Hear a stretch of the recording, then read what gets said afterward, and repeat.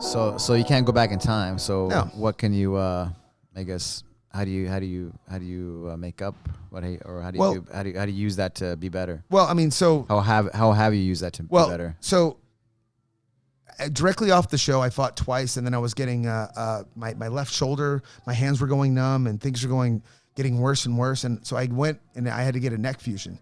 That's when I met you around that time. It was after the Ultimate Exactly. Fighter. Yeah. Some of the guys, a bunch of the guys are making fun of that because of that the show, right? Well, they should. I mean, and then you had the neck surgery on top of that, right? And then so I spent a year recovering from that, and then that's when we met. But the good thing about that year is it made me look at myself and why were you doing this in the first place? Why are you fighting? Why, like, were you fighting to make money? Were you fighting because you wanted to be famous? What were you fighting for? And then you realize, wait a minute, I fought in a parking lot, you know what I mean, for $200. That's not what I was here for. This is more of my own personal journey, and this is more about finding myself. And then I went on a 6-fight win streak, and I beat 2 undefeated guys. Von der Braga at the time was 15-0, and that guillotine, you're a guillotine. Yeah, I have a decent guillotine. Yeah. I bought this. I fought this other guy that the UFC was looking at. He was 10-0, a Greg Jackson guy, that New Mexico state champion wrestler, and who'd you go against? Lenny Lovato. Oh yeah. And at the time he was 10-0, and his dad is the head is the wrestling coach over there. Very nice guy, and I respect him, immensely. But I just went on, and you made it back to the UFC, right? Yeah, but actually after I fought Lenny Lovato, I won the PFC belt, and I was having massive back problems leading up to the fight. And I went in and I had a 8mm herniation in my back. And so I just spent a month rehabbing, not training at all, just going. And I was doing spinal decompression, where they grab you and they pull your head away. And it was actually feeling a little bit better. And I was working with a buddy of mine, and I got a phone call from my manager. Hey, do you want to fight Joe Lazon on 2 weeks' notice? And I was like, well, let me go check my weight. You know what I mean? Because I'm not gonna have another debacle if I'm too heavy. Yeah. And I was maybe 170. I'm like, I'm 15 pounds off. I can make the weight. Yeah. And so I spent 2 weeks cutting weight, and the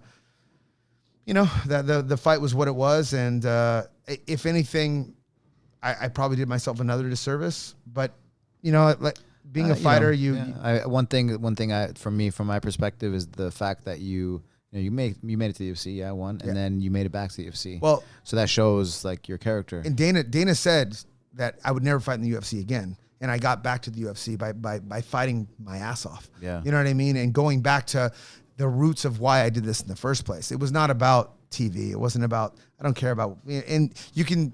Obviously it sucks when people say bad things about you, especially things that aren't true. But when you put that aside and you just focus on what the reasons why you do things, right? What is the reason why we get involved in fighting? Your why. Yeah, and going back to, this was my way of battling my demons when I was younger, and now I'm still battling demons. I'm still battling, and now there's a whole different set of demons, and there's gonna be naysayers. There's gonna be people that are saying negative things about you, and people that don't believe in you. Public persona. Yeah, but so I found the drive in that. And the motivation in that, when people told me, oh, you'll never do this. Oh, you suck this. I'm okay, good. Keep saying that. Oh, this guy's going to beat you. Good. Say that. Yeah. I'm going to keep coming. And listen, I might fall, and I'm going to fall. And that's inevitable. And like, again, that's what I say with my jiu-jitsu as well. It's like life, right? You can fall down, you can get tapped and you can be upset about it. You can walk out of the room and never come back. Or you can be like, you know what? Let's do it again.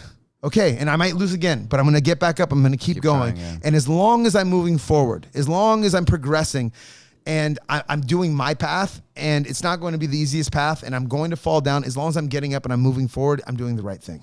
And fighting in a lot of ways is an analogy for life, right? For sure. We can sit down and we can be upset about it, or we can be like, you know what? I need to get better.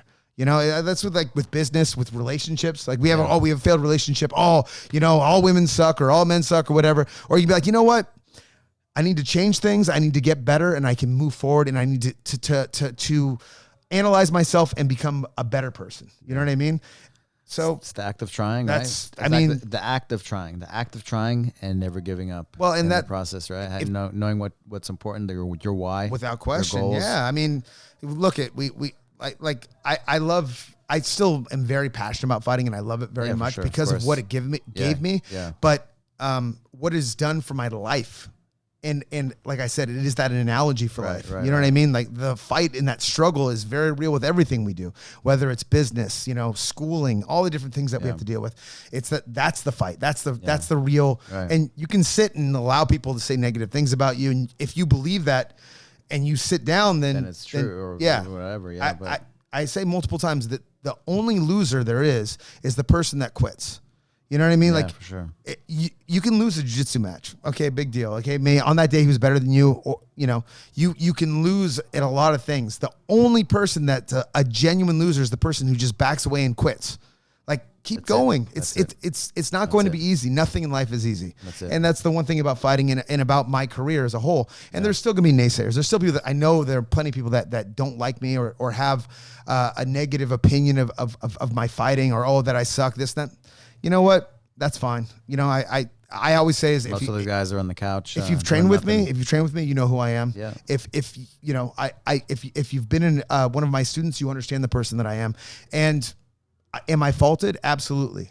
We all make mistakes and errors, right? Yeah, but I try to do the best, and I try to do the best for my family. I try to do the best for my students. I try to do the best for my community.